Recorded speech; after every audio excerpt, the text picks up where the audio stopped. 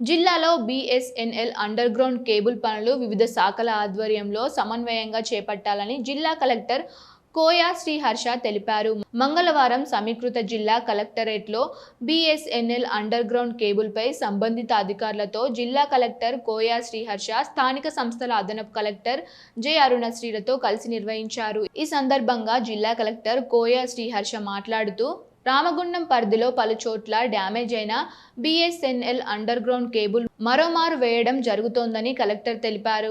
ఆర్&బి mission Bhagiratha, NPDCL local bodies ఆధ్వర్యంలో సమన్వయం చేసుకుంటూ పనిచేయాలని కలెక్టర్ సూచించారు.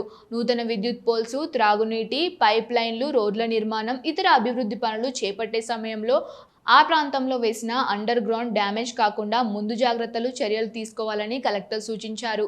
సెల్ ఫోన్ నెట్వర్క్ సజావుగా సాగేందుకు వేసవి కాలంలో విద్యుత్ కోతలు ఉండకుండా చర్యలు తీసుకోవాలని, మెయింటెనెన్స్ పనుల నిమిత్తం కరెంటు కోతలు విధించే అవసరం వస్తే బ్యాకప్ ముగిసేలోపు విద్యుత్ సరఫరా పునరుద్ధరణ జరిగేలా చూడాలని చెప్పారు.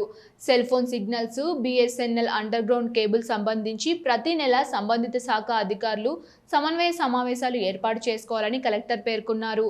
ఈ సమావేశంలో డిఆర్డీఓ కాలిందిని, ఆర్&బి ఈ బావ్ Singh, C section superintendent Kumaraswamy, సంబంధిత అధికారులు తదితరులు పాల్గొన్నారు.